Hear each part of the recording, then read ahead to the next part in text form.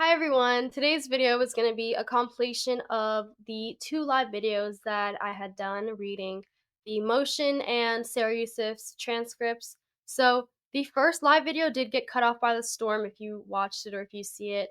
It ends abruptly because we had a storm that cut off our Wi-Fi. But I just completed the reading. I went live again to complete the reading. And this video will be a compilation, so you'll get the entire motion that I read and then the entire transcripts that I also read. But let's get started. You'll see both clips from the live videos, and I just do some explaining and background information there as well. So we have a world exclusive in the Dan Markel murder case, the case of Florida against Donna Adelson. We have the transcript of the deposition of Sara Yousuf, which is very thick. And you will hear all about the great information contained in the deposition right here on Deep Dive True Crime and Mentor Lawyer Justice Network, exclusively brought to you by Mentor Lawyer. He got this on his own time, and me, Maya, presenting it to you. In the Circuit Court of the 2nd Circuit in and for Leon County, Florida, State of Florida versus Donna Adelson, defendant's motion in limine. 1. Miss Adelson has been indicted in this case with 1 count of first-degree murder, 1 count of conspiracy to commit first-degree murder, and 1 count of solicitation of first-degree murder. 2. Sara Yousuf has been listed by the prosecution as a material witness in this case. 3. Sara is a former close friend of Miss Adelson's daughter, Wendi Adelson. 4. Sara and Wendy first met when they were students at the University of Miami School of Law in 2003. 5. According to Sara, her friendship with Wendy was very close. 6. Sara and Wendy were friends for about 13 years. 7. During this time, Sara knew Miss Adelson because she was the mother of her close friend Wendy. 8. Because of Sara and Wendy's friendship, Sara had been to Thanksgiving at the Adelsons' home on a few occasions and had been to their residence for different holidays and events. 9. Sara said she was aware that it was a highly contentious divorce and further testified that Wendy emailed her some of the motions Dan filed. 10. Sara described a birthday party she attended for Wendy's eldest son, which was held at Wendy's parents' condo in 2014, shortly after Dan's murder. 11. It was at this party that Sara obtained the only information she has regarding Donna Adelson. 12. According to Sara, while at the party, she overheard Donna saying, quote, "They're talking about him like he was a beloved professor, but you know something, he was a jerk," end quote. 13. Sara thought that what Donna said was abnormal because Dan had just died, and in most cultures, we don't speak ill about the dead. 14. In Sara's opinion, Donna's statement, quote, conveyed an outsized and inappropriate anger considering that he, Dan, would never bother anyone again, end quote. 15. Beyond that statement, Sara had no other testimony related to Donna Adelson that she could offer. 16. Sara ended her friendship with Wendy in 2017. 17. When asked if she had come to the conclusion that Donna was guilty or the Adelsons in general were guilty of doing something, Sara thought that they were guilty of conspiring to murder Dan Markel. Sara clarified that it was not all of the Adelsons, but that Donna, Charlie, and Wendy were guilty of conspiracy to commit murder and soliciting somebody to kill Dan. 18. When asked how she became a witness in this case, Sara said that after the last trial, she saw Phil Markel's victim impact statement and it brought her to tears. She also explained that the amount of time he talked about grandparent alienation and not having a meaningful relationship with the children made her feel really awful. Because of this, Sara contacted the Markel's attorney and provided him with the information she had about grandparent visitation legislation. 19. Sara said nothing happened for a couple of months, but then the Markel's attorney contacted her and told her that he was giving her name to the prosecutor, Georgia Kappelman. 20. Sara said she did this because she wanted to help the Markels. Okay, and that was the relevant portion of this motion. Now we're going to move on to the deposition transcript and see if the defense attorneys fairly described what Sara said at her deposition. But first, let me explain that a discovery deposition is one where one side gets to ask the other side's witness questions in order to prepare for the trial, so that the other side has information to challenge the witness on the stand. This is not a substitute for Sara's trial testimony. The defense was in charge of the questions, and it is possible that when and if Sara is called to the witness stand by the state, the questions she will be asked will cover issues that the defense did not think to ask her about at this deposition. Additionally, many of the questions by the defense at the deposition cover issues that would not be admissible at trial. So just because Sara Yousuf said something at this deposition, it does not mean that she will repeat that at trial. All right, like I said, if I make a mistake reading the transcript, bear with me. I've never done this before. Okay, let's begin. In the Circuit Court of the 2nd Judicial Circuit in and for Leon County, Florida, State of Florida versus Donna Sue Adelson. Deposition of Sara Yousuf on behalf of the defendant. Date August 23rd, 2024. Appearances of the counsel on behalf of the State of Florida, Sarah Catherine Dugan.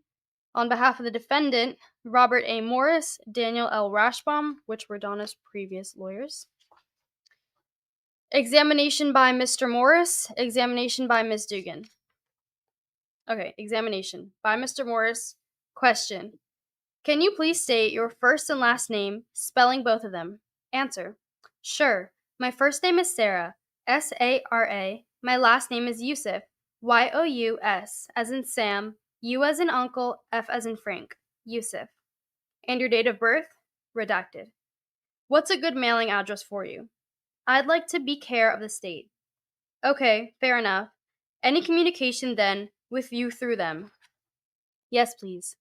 Okay, no problem. As I understand it, you live in San Francisco, though. I am in a town about 15 minutes north of Berkeley, so 35 minutes to San Francisco. Okay, and I guess, what do you do for a living? I work in strategic communications, but I am a licensed attorney and I practiced law for many years. Okay, and when you say strategic communications, translate that for me. Sure. So I work for a small firm. There are 4 of us, and we do things. It's called the Justice Research Group. We're launching another firm called Resonance, and we do things like message testing, polling, creating original media content, that sort of thing. Okay, and then when you mentioned that you practiced law for many years, tell me about that. I served as an assistant public defender in Miami for 13 years. Straight out of law school to the PD's office, or no? Yes. Okay, and so therefore, first 13 years of your career. And then tell me, did you then jump to justice research? No. I joined a nonprofit organization called Justice Collaborative, which ran a media product called The Appeal as well. So there were kind of 2 organizations operating in parallel. I worked for both of them. Okay, and then transitioned to present position, or am I missing other things? No. From there, I took kind of a longer maternity leave. I took about 6 months after the appeal. And then I worked at San Francisco District Attorney's Office for about 5 or 6 months. And then I transitioned to the Justice Research Group. Working at San Francisco's DA's office must have been interesting. I mean, in the present world environment, I guess. I don't know. Wasn't the right fit for me. Fair. You've been named as a material witness in a case involving the state of Florida and Donna Adelson. Do you know Miss Adelson? I do. How do you know Miss Adelson? She is the mother of a former close friend of mine. Okay, and I guess start me. Give me a natural starting point. How is it that you know the Adelson family? Sure. So when I was in law school in my 2nd year, I had a friend named Ben Branzel. Ben is somebody I knew from community organizing work, and he was friends with Wendi Adelson from Brandy's. And when during my 2nd year, Wendy joined the University of Miami as a first year, and Ben sort of set us up by email on a friend date, and we met through him, and we became friends very quickly, Wendy and I. So this would have been 2004, I think, or thereabouts. She's a 2nd year? Answer: 2003, 2004, something like that. You're a 2nd, she's a 1st, roughly 04. You became quick friends? That's right. Okay, and then, maybe it was 03, I think. Anyway, right around there. Did you maintain that friendship? Or, I mean, tell me the depth of, or the scope of the friendship, I guess. Sure. So we were very close friends, I think for 13 years. So 2000 and say, I think it is 3 through 17 through 2017 we were, and I consider us very close friends. I was at her wedding, she was at my first wedding. We lived in the same apartment complex. We saw each other, and when she was in Miami, because she did move to Tallahassee and had a summer, was away quite a bit during the summer in different places. But she and I think I was thanked in her book, if I remember correctly. We, met up one time when in Montreal. Like, we saw each other quite a bit. I had been to her place in Tallahassee many times. She had stayed the night at one of my places in Miami once. She had moved to Tallahassee a couple times. I would consider us close friends, and I had been to Thanksgiving at the Adelsons' residence on a few occasions, and been to their residence for different holidays and events. And I had been to Charlie Adelson's residence on Whale Harbor on 2 or 3 occasions. Okay, so I guess then let me fast forward all the way to the end and we'll plug in what's in between. So why are you not friends and or why are you a witness in this case? I'm not friends with Wendy because I ended the friendship by email in 2017 for a few reasons. The primary reason was that her situation was bringing a lot of chaos into her life and my life because I was close friends with her and the stress of the situation was becoming something that I absorbed. Sure. And part of that was not through her fault at all. Just a lot of media attention and a lot of instability was happening. And I was at a point in my life where things were difficult. I had just gone through a separation and so I was finding that that was a lot for me to take on. I also disapproved of the way I believed that she was protecting her family, that she knew she was involved in the case. I also didn't approve of some of the choices she was making. Like, I felt like she was being misleading to a lot of the people she was dating and making guys feel like they were the only one when they weren't. And those are the primary reasons. I mean, if you're asking the reasons why and it was a very hard thing for me to do. I sent her an email and I said I needed space from this friendship. And at the time, I needed space. And once I had the space, I didn't want to be friends with her anymore. Okay, the misleading guys into thinking that they were the only ones. So, I mean, am I characterizing it correctly that you're observing someone, a friend, who's in the dating world, and you may be in the same circle of people or whatnot. As a result, if she's playing both sides of the fence, so to speak, and she's not being honest with any of them, eventually that circles back to you because you're in the same circle of people. Am I saying all of that right? Right. I didn't want to have cover. Yeah, I got you. That you disapproved of her acceptance of family or acceptance of family that she knew was involved in the case. Explain that to me. Well, I can get into the specific examples of what she said if that's helpful. I don't know if you want to go in chronological order or just if you want to focus on a topic, we can focus on this topic, whatever you prefer. No, I mean go in chronological order, that's fine. Okay, well then, I guess you just got into sort of how we met and how our friendship developed. Do you want to feel free to ask if you have any questions about the marriage or the time immediately after the murder, if we want to stay kind of chronological? Yeah, why don't we? Whatever enables you to tell the story, I guess, that you need to tell in this environment. I mean, you've been in my shoes before, so I'm interested in what you have to say, not what I have to ask. Okay, so after Dan was murdered, and I was aware that it was a highly contentious divorce, she did email me some of the motions that Dan had filed. She talked a lot about how difficult Dan was to be married and even worse, to be divorced from. I remember Wendy calling me the day that Dan was murdered and telling me that she had just, Dan had been shot. We don't think he's gonna make it. I just had the worst moments of my life telling the boys they don't have a father anymore. And when that news hit, I was so. Let me stop you right there. Let me stop you there for a moment. You blipped out on me. If I can. Yeah, go ahead, go back. Yeah, back up just a bit. So she's had the worst day of her life, and then go ahead. Oh, I was just extremely shocked, shaken, terrified. I felt, deeply disturbed by what had happened. And so she came to Miami a couple of days later and asked my ex husband and I to come to her parents' house, to her parents' condo, to kind of just give her a hug, give her support, sit there with her while she, grieves and processes everything. So we did. So a few days after the murder, we were at I don't know the name, one of the big condo buildings on South Beach, just talking to her, hugging her, and sitting with her. Who's your ex, if I can ask? Sure, his name is Kier. Kiar. Last name is redacted, like the country. Okay, contact info? I don't have it. We have not had any communication since 2016.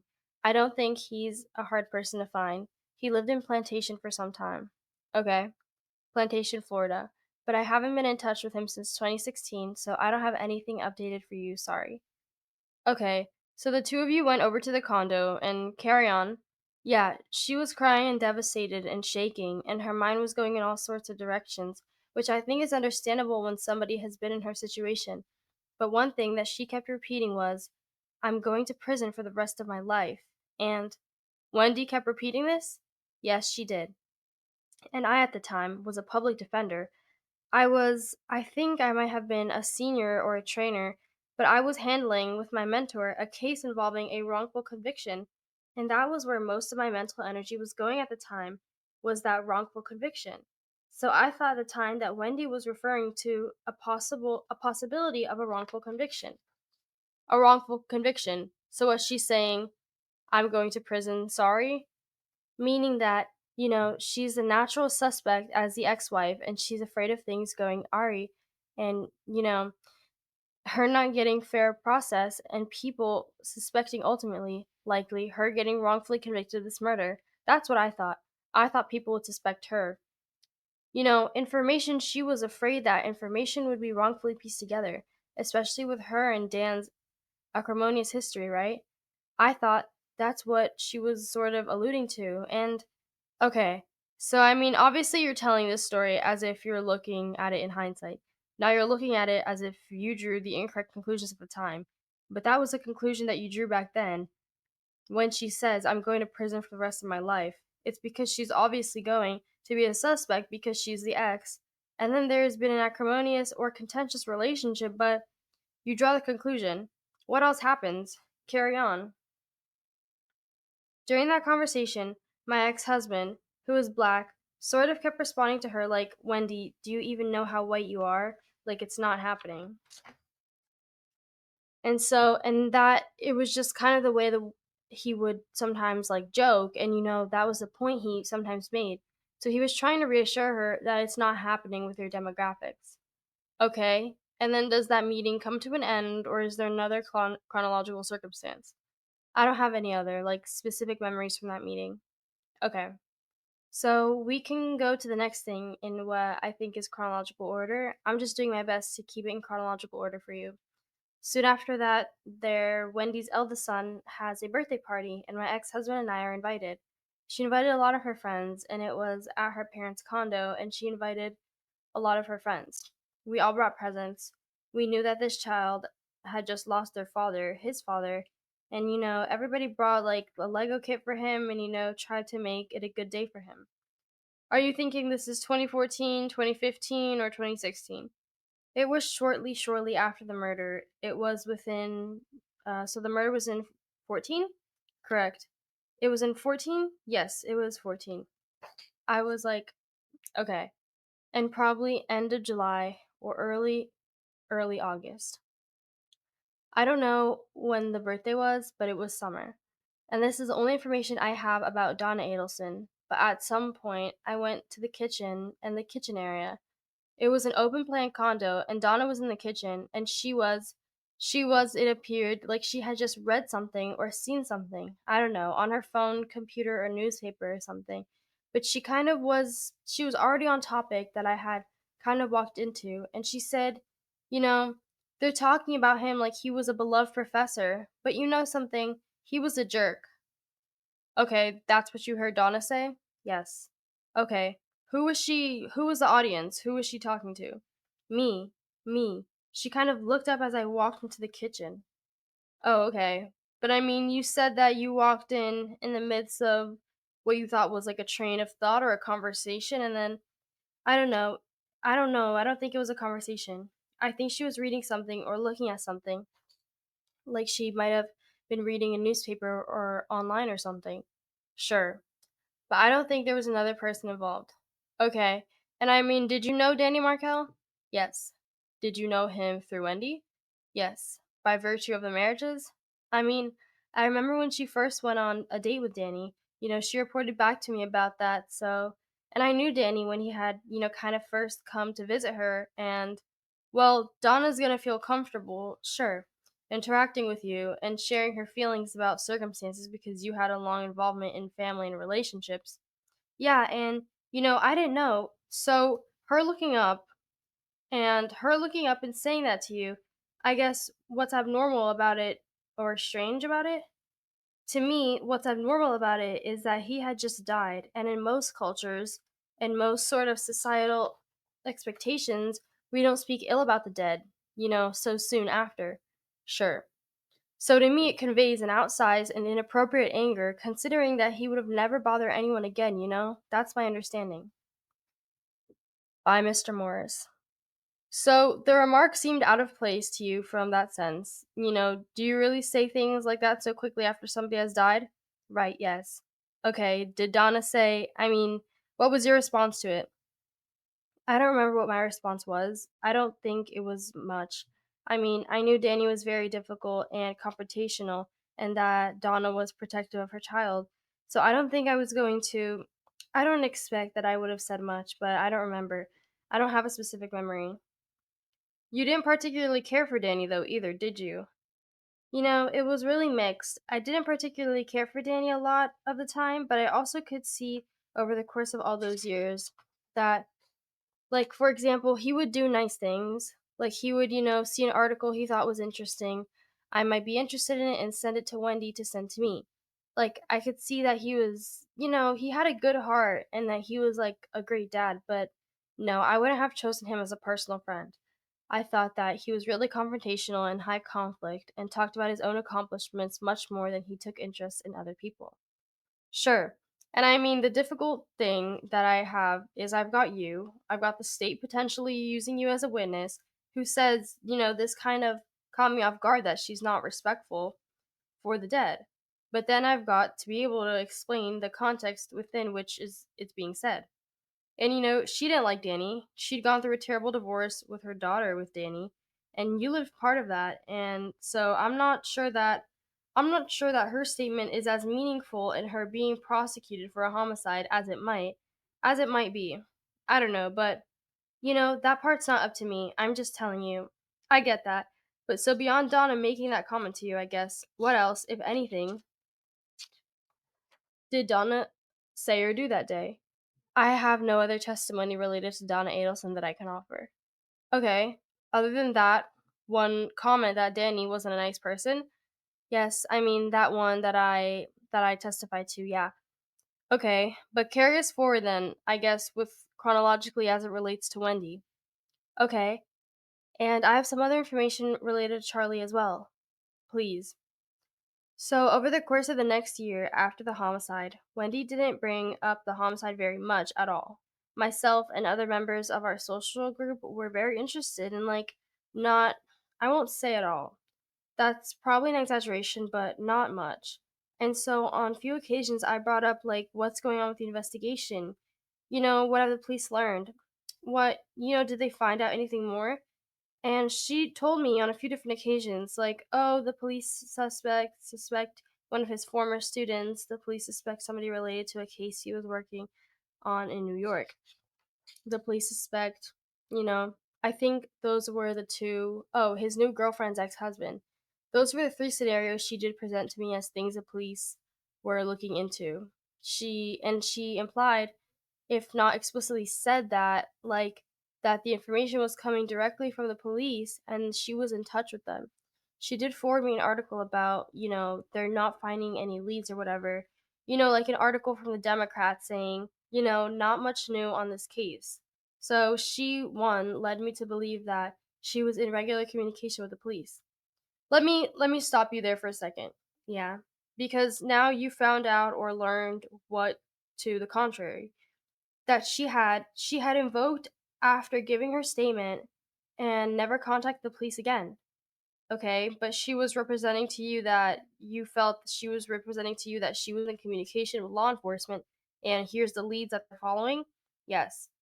And if she was gaining that information through her counsel and then communicating it or passing it along to you, would that have been the same thing really or no? Because the investigation I'm asking is all three of those investigations are accurate, and I don't know that they would have been public information. So my question is, I mean, if she had gotten the information from her lawyer and then passed it on to you, even though she was supposed to be quiet, I don't know the source of her information, but she implied to me that it was with the police. And you drew to the conclusion that she was not in communication at all in any way, shape, or form? No. I don't think I drew that conclusion. I learned that she'd stopped speaking to the police after she gave the statement when she was invoked her right to counsel. Okay. But when she told me about these investigations, she said the police think. She didn't say my lawyer is telling me. And so I feel that she was trying to get me to believe that she was in communication with the police directly and that these were the leads that were investigating at the time. Okay. That's what I think. Okay. So do you know when you realized that or recognized it? I think it would have had to be when the trial started happening, so I think that's 2019. Okay, you said that that wasn't a factor in the relationship coming to an end in 2017? No, because I don't think I realized then that she had invoked, but I did believe that she was doing a number of behaviors to protect her family from being held accountable for the murder, that once the probable cause affidavit was released implicating her brother and her mother, that is when I believed that her brother and mother were involved. And after that, meaning once you read the probable cause affidavit implicating Donna and Charlie, that's when you developed or adopted the belief that they were involved? That's right. Okay. And based on what? I guess what supported, I mean, anyone can believe anything. You can choose to believe whatever it is that you want. But I mean, was it supported by something that had happened or occurred that you observed? Well, one, I found that, I think if I remember correctly, the probable cause affidavit contained information about the payment being made and how the payment was made to the hitman. I think it also contained information about like speaking in code. I think it also contained information about like the bump and behavior after the bump.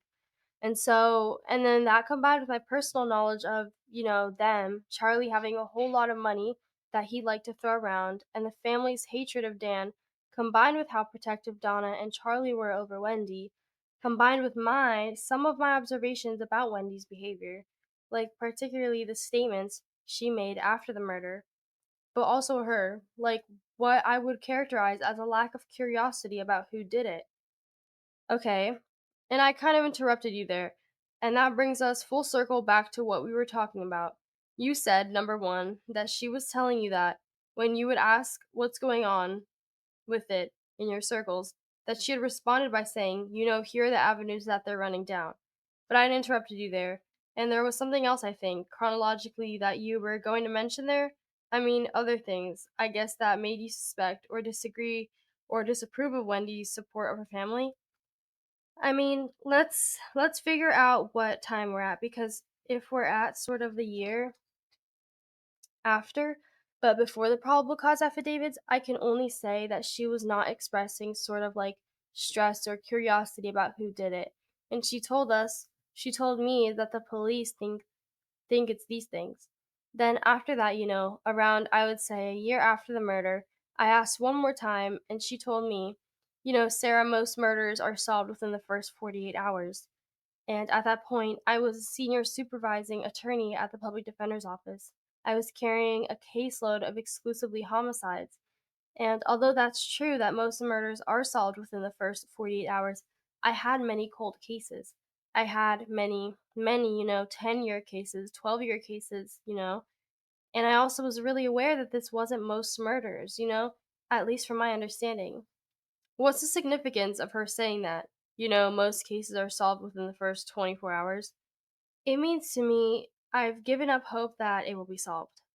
Okay. And that felt like she was trying to get me to stop asking about it. Okay, mentor lawyer is going to be joining us to read the questions portion of the transcripts. So Alex Morris was probably my best friend in law school, and he's the one asking the questions. Say, okay.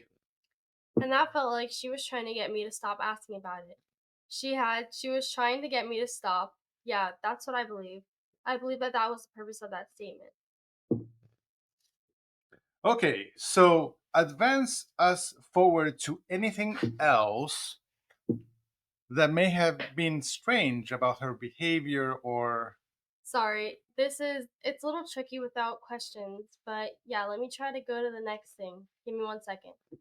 Okay, so then about a year after the homicide, her tone talking about it shifts from like, I'm in a lot of fear over my safety, my boy's safety, I'm terrified, I'm like, I feel like a refugee, I feel like my clients, to a tone that I would describe as crass and inappropriate. So, for example, she would say, Danny got whacked. Okay. And I thought, but let me make sure that I got the correct understanding. So immediately after the murder, and you said for about a year's period of time, she's actively expressing fear for herself as well as fear for her children. Yes. Meaning, I do not know who did this. I'm scared that somebody's coming for us, too. Absolutely, yes. Okay, and so if we take that out a year, then we are to the point of July of 2020 of 2015. I'm not suggesting that it from month, but you says inaudible, so I just had to skip a word. That there is a change that happens. Is Are we at about the right time period, or do you think that it is later or earlier? No, I think it's around there, but this isn't going to be one of those things I can really pin down because it's not like it happened along with a holiday or along, a birthday or something. No, but because it's tone and demeanor and voice inflection and things like that. Yes, but I'll say after the dust settled and some time passed, the time I think is about a year, her tone shifted. But using your phrase, the dust had settled? That's right. That's right, yeah. So her tone shifts to inappropriate things to. I thought it was a crude way to speak about the man's death. No question. Any other examples? Not that I remember. No, I don't have any other examples. And so it shifts from being scared and protective to, I don't know what. What's a good verbalization of her overall demeanor then? I think a little bit crude and crass is how I would describe it. Those are my words. Okay, and that's based on one example, the whack. Uh-huh. And then I believe it was used on more than one occasion, but I definitely remember it on at least one occasion. That term? Yes. Okay. Anything beyond Danny got whacked that, in your view, shifted her behavior or demeanor into a category of being crude and crass? No, no. Okay, so that really gets us to, summer of 2015, 2017. You said was the end of the relationship. Are there. Yeah, but there were few things in between, right? When the probable cause affidavits hit, right? She called me at work and she said, when the arrest, sorry, this is before the probable cause affidavit, but when the first two arrests were made, right. She called me at work and she said, Sarah, I'm shaking. And I said, what's going on? She said, arrests have been made in Danny's murder. And I said, that's wonderful. That's so good. You should be relaxed. You're safe. This is good. And she said, what if my crazy brother Charlie hired a hitman? And I said, that's your problem. And well, the probable cause affidavit intimated that as being the case, did it not? No, I think this is pre the probable Let's go back a second. I want you to read this a little bit one more time. Oh, okay. So, what did she say? Okay, start from she said and slow it down and a little louder because this is important, guys. This was the cliffhanger we were finding yesterday. Okay. So, read that again. She said, arrests have been made in Danny's murder, And I said, "That's wonderful. That's so good. You should be relaxed. You're safe. This is good." And she said, And this is Wendy, right? Wendy "Yeah, said, you can read it. what if my crazy brother Charlie hired a hitman?" And I said, "That's your problem." And kind of, Well, the probable cause affidavit intimated that as being the case, did it not? no, I think this is pre the probable cause affidavit containing Charlie and Donna. But right when two arrests had been made, I think that happened before. But the affidavits containing the names of Charlie and Donna happened shortly after that. Hmm. So, she says to you, what if my brother Charlie hired a hitman? And I said that's his problem. Meaning Charlie's, not hers? Yeah, right. I did not believe it was in any way possible that Wendy could have been involved in this. Okay. So during this conversation, and so I then she said something about they're asking me to give a statement, and so I told her to give a statement. I said, when you gave a statement earlier, it really cleared the air. It helped you to so that everybody knew that you had nothing to hide and no involvement. And I think you should do that again. Now, I'm a criminal defense attorney. I practiced for many years. I've never given a client the advice to go ahead and give a statement after you're Was kind of wondering, I've never done that. I promise you, I have never done that. why would you give that advice to your best friend? Because I thought that she was being sincere. I thought that she would be believed, and I thought it would clear the air for her in the quickest way possible, and I did not think that there was a chance she could have been involved in it. And I thought her very best move is to prove in the court of public opinion, not the court of law, public opinion that she's not involved in this. And so being open and forthcoming in my mind was the best way to do that. Friendship advice, not necessarily legal advice, huh? I would never give it to a client, but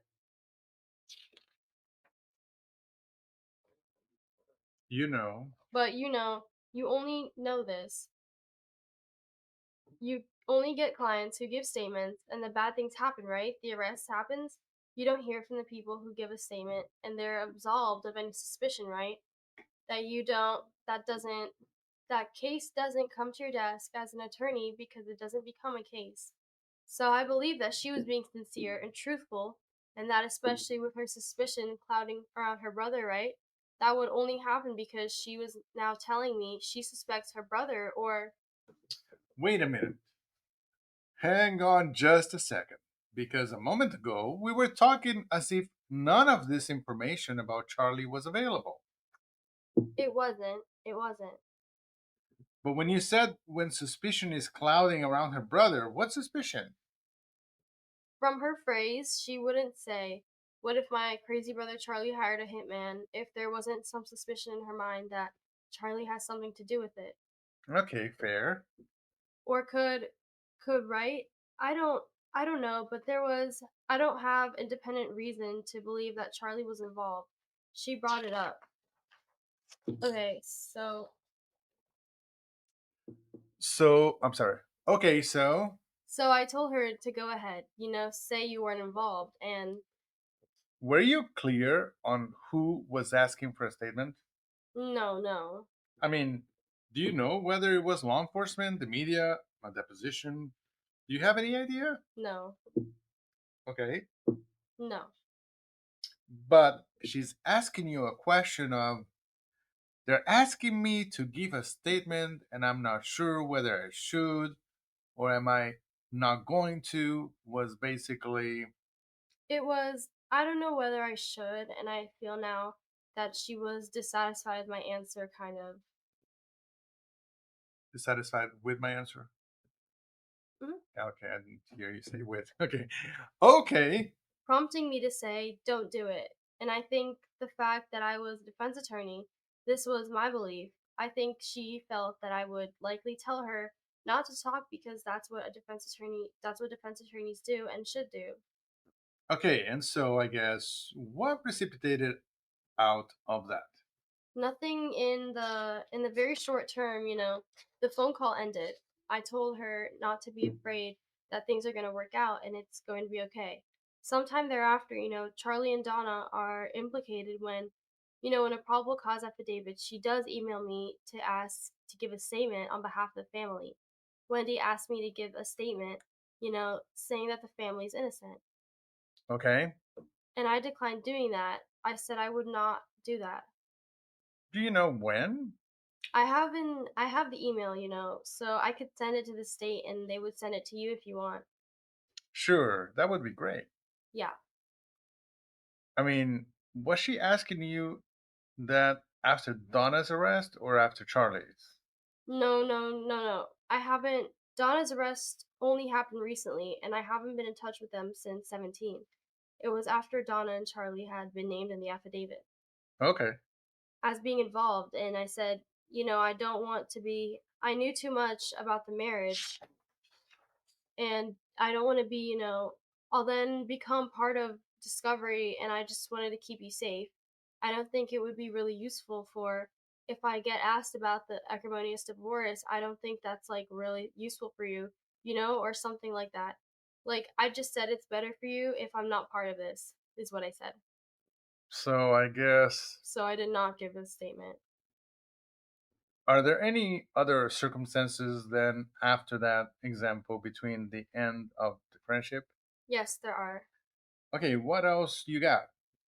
I was living quite far from work in the year before the separation, and so sometimes I would spend the night at friends' houses and that were close to my work.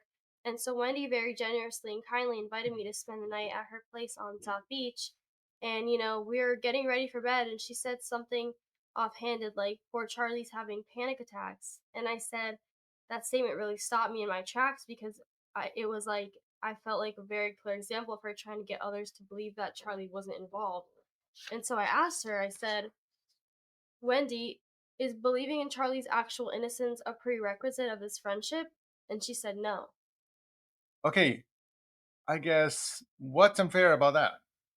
It felt like she believed that Charlie was involved and like there's nothing unfair about it. The significance of that statement to me is that she was okay with me believing that her brother was involved.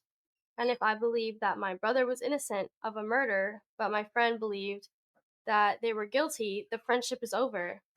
You can't believe that my brother is guilty of a crime he's not guilty of and still be my friend.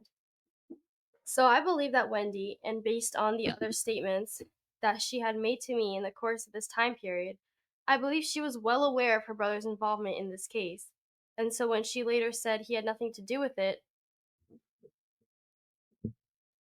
I would never believe that my brother has. There's no possible way. It's impossible. That's not. What do you think that she knew of Charlie's involvement if he's involved? I mean, what? That was a question, by the way. Answer. Because she said, what if my crazy brother Charlie hired a hitman? I think that meant that she knew her crazy brother Charlie hired a hitman. Question. Okay. Answer. So that's, I believe that she knew that he was involved, and the fact that she was okay with me believing that he was involved, that we could still be friends if I believe Charlie is involved. To me, it confirms that she accepted Charlie's involvement, but subsequently has given statements that it's impossible that he was involved. Question. Okay, I mean, so she's questioning you, and I guess questioning out loud, what if my brother was involved in this? You take it to mean that she believed her brother to be involved, not just a question of what if he was involved. And then later on in time, you take you take exception to her saying, "I don't think that it was possible that my brother was involved in this." That's right. Question: You see those as conflicting? I do. I see a conflict? Question: You see those as conflicting statements? No, no, no, I don't. I think that those statements. Oh, I see. The statement, what if my brother Charlie was involved? To me, it meant she has a belief or a strong suspicion that brother Charlie was involved, right? Right. That's what that means to me. Yeah. And subsequently, it wasn't my family. Right. Question, right. So you take the exception to that those statements are in conflict, and that's among the reasons. Answer, that's right, that's right. Question, okay. Answer, yeah. Question, but that does not have anything to do with the end of the relationship in 2017. That's just something that brings you to the table now in terms of.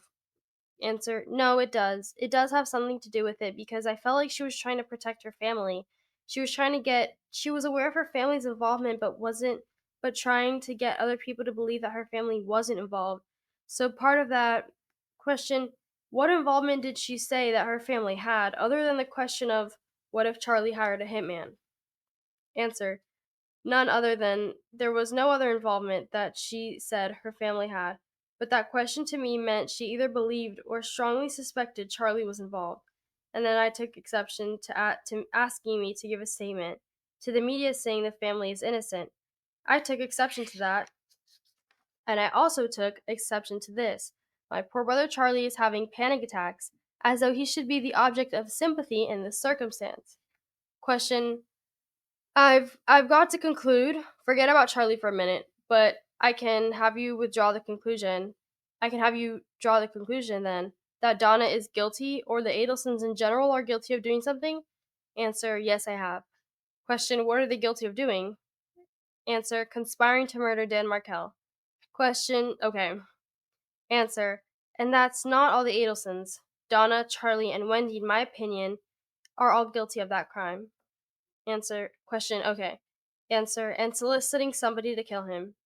Question, you would agree with me that your opinion is based on what you read in probable cause affidavits? Answer, yes, sir. Question, also, rumor, newspaper articles, general information that's out in the public domain? Answer, let me say what I observed personally, police reports, trial testimony, that is where I'm basing my opinion on. Question, okay. And answer, I don't think I'm basing my opinion on rumors. Question, okay. You're basing it on trial testimony or police reports or things of that nature? Answer, sworn testimony and my own observations. Question, okay.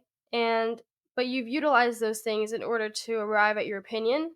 Answer, that's right. Question, you would agree that you don't have all of the information, the depositions, you didn't watch all of the trial, did you? Or trial, should I say? There have been 4 of them now. Answer, there have been 3. Question 3, I'm sorry. Answer, and I believe I have watched all of them. Question, okay. And then the court's ruling on the evidence and things of that. Answer, I wouldn't see like voir dire and the pretrial motions. I wouldn't see that wasn't streamed. So, question, okay. Answer, but everything, all of the trial testimony, opening and closing arguments, I'm a defense attorney. And it's something that touched my life in a very personal way and really affected my sense of safety in the world. I was very, very impacted personally by this case. Question, okay, but the opinions that you've arrived at, in one sense, it would be like a juror. You're watching or listening to the evidence, correct? Answer, yes. Question, all right. And in another sense, you've got a personal, not investment, but you've got a personal viewpoint of this where you had a relationship for a lengthy period of time and that relationship came to an end?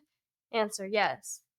Question, but beyond those factors of Wendy's behavioral changes or statements or things that she asked or said, there's not any additional evidence that you have or that you've gained through personal investigation or anything? Answer, not that I can remember. As far as I can remember, I have told you what I know. Question, so you sent an email to Wendy that says, I don't want to be friends with you anymore. Did Wendy respond to that? Answer, yeah, it wasn't I don't want to be friends with her. It's just I need to take space from this friendship for own sort of mental health and my own, journey.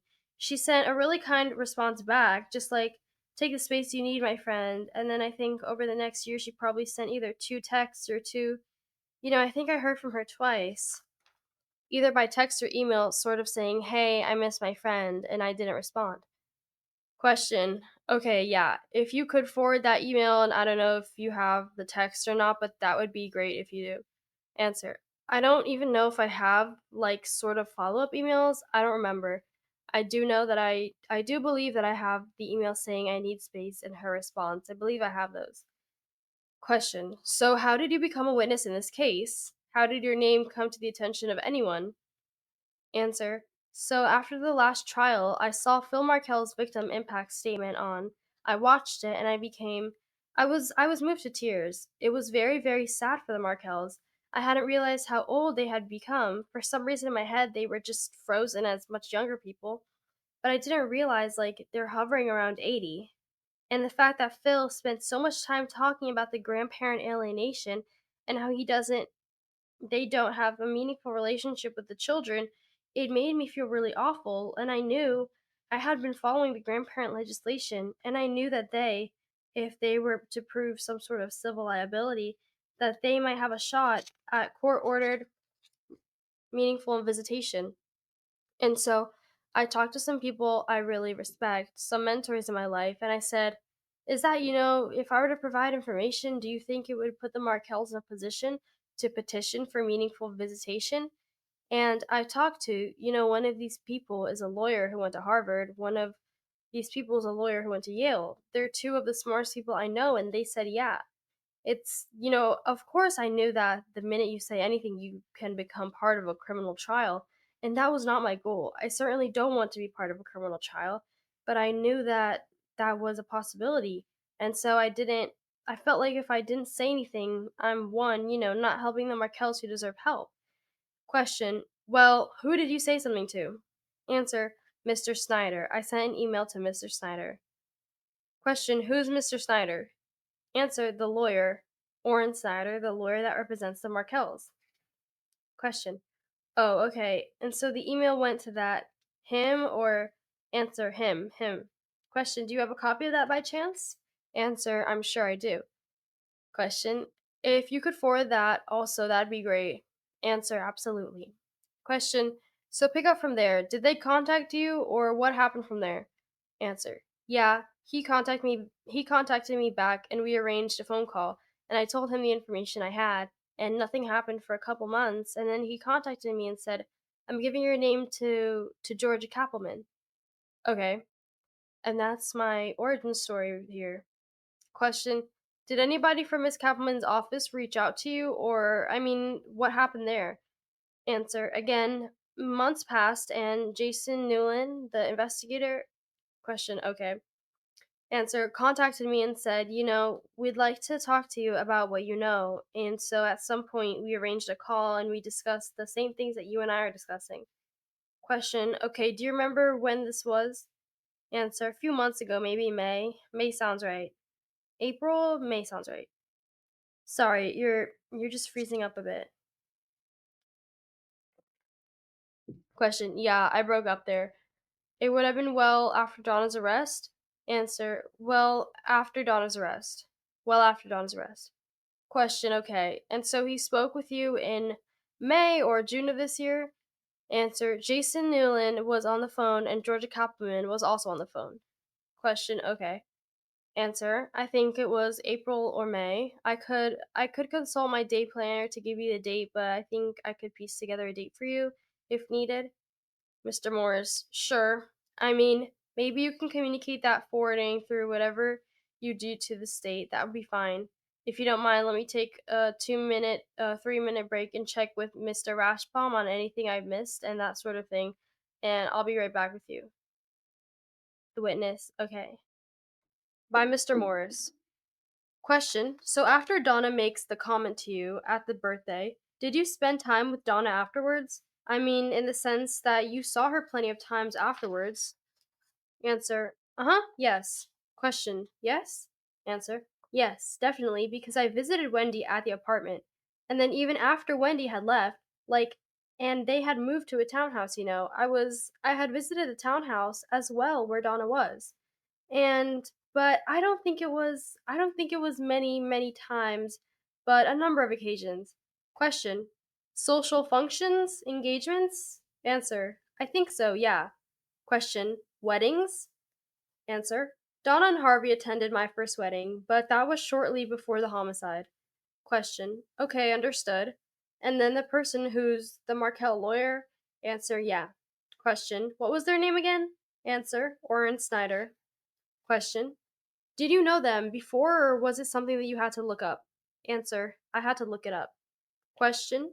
In other words, I feel like I need to. You saw the victim impact statement. You were moved by it, and you feel like I need to find a way of reaching out to these people. And so you did some Google research, and that's what you found? Answer. Yeah. I wanted to help the Markels. I didn't, but my motivation was not to join the criminal case. But it was if something I know can help the Markel successfully petition for visitation, then and one of the people I spoke to I was seeking guidance from, he said, just as they are like plea notions in criminal cases, this might lead to a negotiation. This information could lead to a negotiation that doesn't involve any sort of trial or hearing, but it facilitates visitation. It could be helpful to the Markels. And so I was hoping that they'd reach some sort of negotiation. Question. And so, in the big picture of things, like we asked jurors, we're looking for a fair and impartial jury that doesn't have any biases. You'd agree with me, you bring bias to the table in the sense that you're an activist, a lobbyist for the Markels. Answer, no, sir, I'm not. Question, no? Answer, no, sir, I'm not an activist or a lobbyist for the Markels. I just, question, but supportive of their cause. Answer, I am supportive of them attaining visitation. Question, okay. Answer, meaningful visitation. Question, you left the PD's office after 13 years, relocating to California immediately. Answer, yes, sir, yes. Answer, question, okay. Answer, I'd still be there if I hadn't moved. Question, okay, are you licensed to practice in California? Answer, yes, I am. Question, do you retain your license in Florida or no? Answer, I'm in active status. Question, okay, are you? Answer, so pay the dues. Question, licensed in any other jurisdiction? Answer, no. Question, have you participated in any social media or media productions or anything related to the Adelson or Markel cases? Answer, no, no. Question, no interviews? Answer, no interviews. Okay. No, there's this one thing. I spoke to Mr. Epstein when he was writing the book. Question, okay. Answer, but that's the only person I spoke to.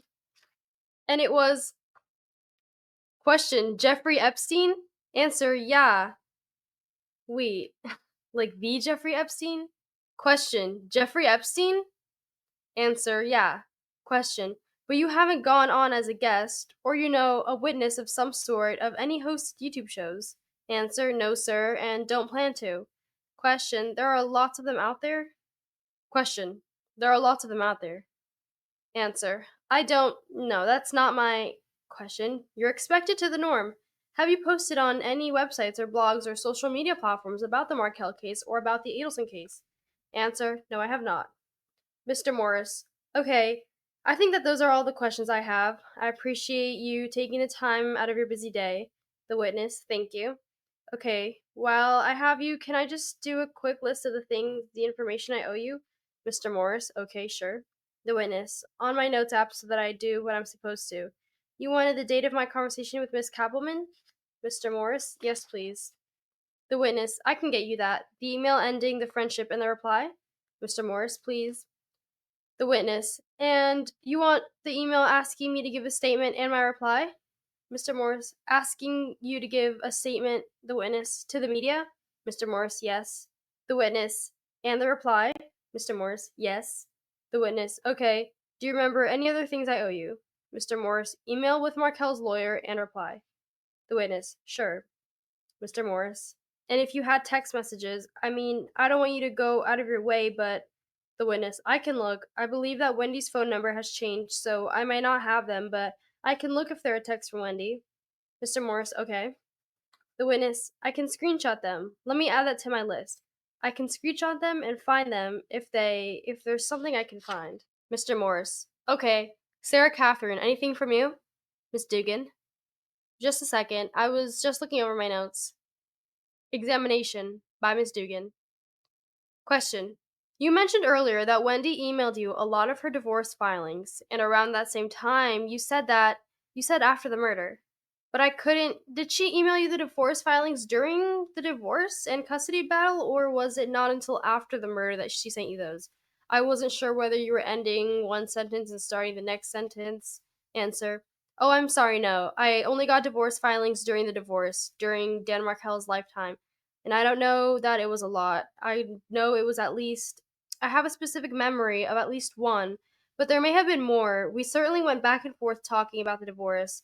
She, after the murder, about a year later, she emailed me and some other friends an article discussing how there were really minimal leads or developments in the murder. Ms. Dugan, okay. That was the only thing I wanted clarification on. I don't think that I have anything else. Georgia had forwarded me, I think at least one of those emails that you said you would forward to Alex Morris. Maybe Georgia had asked you for that too, and Georgia forwarded it to me before today. I wasn't sure if that had also been sent to him, and so what I'll do is I'll also forward him what I have. I'm looking through them now. I think it was the one where she said there were no leads. But I'll forward you, Alex, what Georgia sent from what Miss Yousuf had sent to her. So make sure you have everything, okay? Mr. Morris, sounds good. Miss Yousuf, as you know, you've got an ability to read or wave. I don't know what I need to explain to you, but the court reporter would like to know. The witness, I will read. The witness did not waive reading and signing, and the deposition concluded at 2:10 p.m. Thank you for watching today's deep dive. If you found this case interesting or have any thoughts, feel free to leave a comment below. Remember, this community thrives on smart and respectful discussion. Don't forget to like, subscribe, and hit the bell to stay on track with our new case videos. We cover new details, court hearings, interviews, interrogations, and more. This is Maya with Deep Dive True Crime and Mentor Lawyer Justice Network, and I'll see you all in the next video.